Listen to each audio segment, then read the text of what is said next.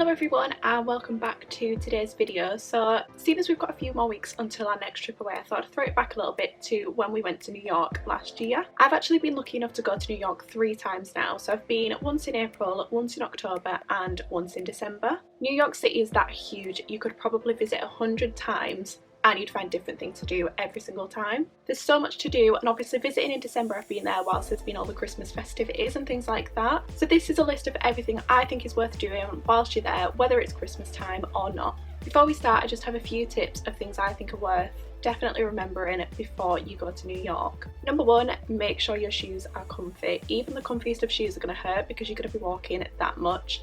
So make sure you stock up on blister plasters before you go. Number two, remember that their VAT is added onto your bill as you pay. So I did this last time. I went to Sephora, spent loads of money, thought I was getting quite good deals, and then you get to the till and they add all the tax on at the end. So it can be quite wounding. I'd just keep that in mind. And number three is take advantage of the subway systems. They have one of the best subway systems ever in the world, and it's so much quicker than getting a taxi because New York traffic is horrendous at times, and it's so much cheaper as well, so you're saving money. So I have to start with my favourite place in the whole of New York City, which is Central Park. It's such a contrast going from the loud city that never sleeps to such a quiet, peaceful park where you can't hear any noise, no sirens, none of the cars driving past, and you're still surrounded by the skyscrapers. There is so much to do in the park, it's absolutely huge. In the warmer months you can rent a boat and row across Central Park Lake.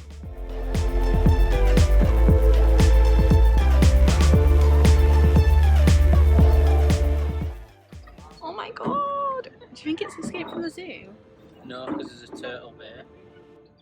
Or you can visit the Central Park Zoo, which I'm not going to lie, I thought it would be exactly as it is in Madagascar, but it is slightly different. There's so much to see, I would recommend getting a guided tour. On the outskirts of the park you'll find a lot of people driving pedicabs, and they will offer you a tour, but they will all offer different prices, so I would ask around a few places because some of them can really overcharge. It can be expensive, but it's so worth it. You get to see a lot of things you might otherwise miss, such as the John Lennon Memorial, the bridge from the snowball fight scene in Elf, Bow Bridge where a lot of people like to propose, the Ghostbusters towers, and the fountain that was used in the Friends opening title sequence. The tours will stop at a lot of these places so you can get photos, and a good place to get an Instagram photo is by the bridge with the Plaza Hotel in the background. And in the winter there's also an ice skating rink in Central Park, which I really wish we'd have done, but you have to book tickets online, otherwise you can be waiting hours to get on the rink, so I would definitely recommend booking those before you get there. From Central Park you can walk straight onto 5th Avenue. Now I'm not rich, so for me it was just window shopping, but even then it is an amazing experience. The shops are huge, and in the Christmas time they go all out with the Christmas decorations.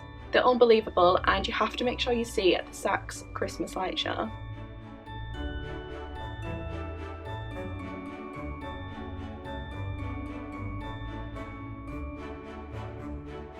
Just a short walk from Saks is Rockefeller Center. You get amazing views from the top of the rock, and outside it's also pretty special in the winter time.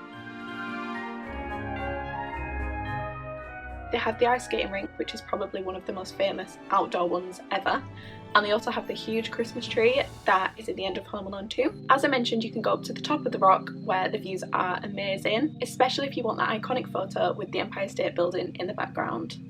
As well as the Rockefeller Center, another very famous skyscraper in Manhattan is the Empire State Building. I would recommend doing both of them as they do have slightly different viewpoints at the top, but I would do one during the daytime and one at night time. We chose to do the Empire State Building at night time just to see everything lit up. You get to see the Brooklyn Bridge, and it's a lot easier to spot the Times Square at night as well when it's all lit up.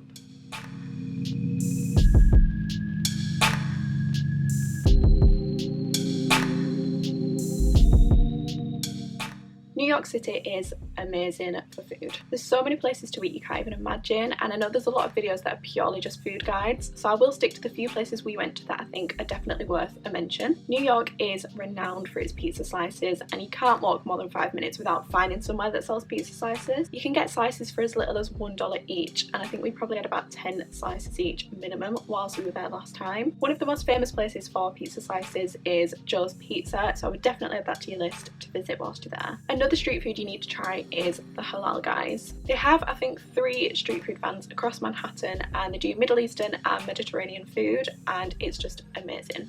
you have to try their famous white sauce. Another place to visit is Katz's Deli. They've been open since 1888 and it's one of the most famous delis in New York City. The walls are covered in photographs and memorabilia of all the famous faces that have been there, and it's also where they filmed that scene in When Harry Met Sally. Moving on to restaurants, there's two we went to which I would definitely go back to each one 100 times over.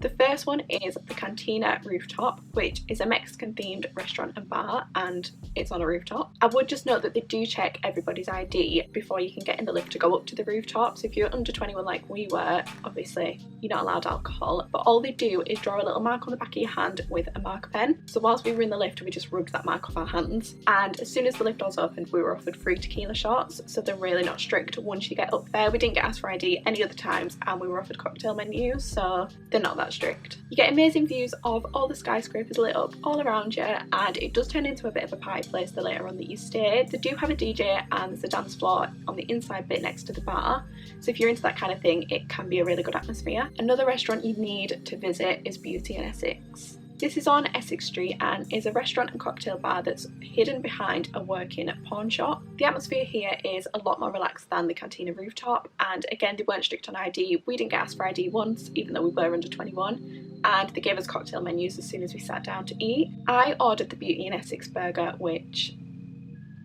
oh my god. So I don't know if this is weird, but I sometimes have food whilst I'm away somewhere and then I just think about it constantly afterwards because you know that you're not going to have it for such a long time, but it was just so amazing. And that burger is one of those things, you need to try that. Once you've been and done all the main tourist attractions uptown, I feel like you need to go downtown to experience more of the authentic New York lifestyle. We took a trip to Little Italy one night, which I would 100% recommend if you love Italian food like I do. The streets are small and the restaurants all have outside seating and they're all lit up with fairy lights as you're walking down. All the restaurants seem to be family run, and I've never been to Italy before, but it's kind of what I imagine Italy to feel like when you're there. It's a really nice atmosphere and the food is amazing. Further downtown you can go to Wall Street and also see the New York Stock Exchange, and even further downtown you can go get the ferry to Liberty Island and go see the Statue of Liberty. Just a side note, if you're planning on doing the Empire State Building, Top of the Rock and the Statue of Liberty, there's a thing called a city pass that you can get. You basically get huge discounts for all these attractions and other ones like the 9/11 Museum and the National History Museum, and all of your tickets are together on one pass, which makes it so much easier to manage. You can get them either printed, you can pick them up from your first attraction, or you can just get them on your phone, which is a lot easier for us. You just show the pass at any of the attractions and you get to skip a lot of the lines too, so it's definitely worth having a look into that. I'll leave a link to the City Pass website down below if you want to check it out. The Statue of Liberty is such an iconic New York attraction, so I am glad to be able to say that I've actually been and seen it, but for me it was a little bit underwhelming. It is pretty cool to see it in real life, but I would say if you push for time or you're on a stricter budget, I wouldn't put too much pressure on yourself to actually go and see it. Also downtown is the 9/11 Memorial and Museum. I'm sure everybody watching knows about the terrorist attack that happened in 2001 on the Twin Towers, and here you can visit the memorials that were put in place to where the Twin Towers stood. There's also the National September 11th Museum here, which for me is a must-do whilst you're in New York. You learn so much about what happened and you also hear stories from family members of the victims of the attack, which for me was obviously hard to hear, but it's quite nice to honour them and remember them rather than the attack that happened. Although there's so much to do in Manhattan, if you've got the time I would definitely take a little trip down to Brooklyn. We walked across the Brooklyn Bridge, which is just over a mile long, and once you get to Brooklyn you need to wander through the streets of Dumbo where you can get this iconic Instagram photo. We walked down to Pebble Beach to watch the sunset over the skyline, which was incredible to watch, and then that meant we got to walk back up the bridge at night time, so you get to see all the lights turning on, everything lighting up, and it's just an amazing view.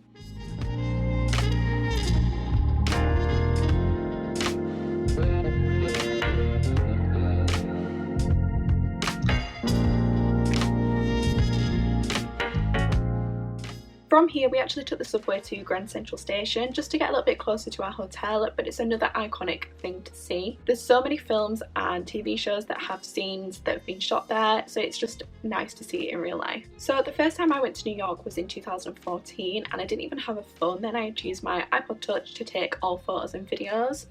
Unfortunately, that is now dead to the world, it's gone. So I can't get any of the photos and videos from when we were there that time, but we did actually do a helicopter tour over Manhattan. This is a bucket list thing to do. It was incredible. I'm sure you can imagine how it looks from the sky. And it's a good thing to do if you're only there for a short amount of time, because you can see things that are further out that you might not have a chance to actually get to go and see. So things like the Yankee Stadium, Madison Square Garden, you get to see the whole of Central Park. Definitely worth it. And finally, whilst you're in New York, you need to get off the beaten path and go explore. There's so much to do in New York. There's literally hundreds of things to do just on one street. So I would definitely research a lot before you go and find your own things to do. And if there's anything I've missed off this list that you think is worth doing, please comment it down below. Thank you so much for watching, and I'll see you in our next video. There's a fly on my window. Yeah.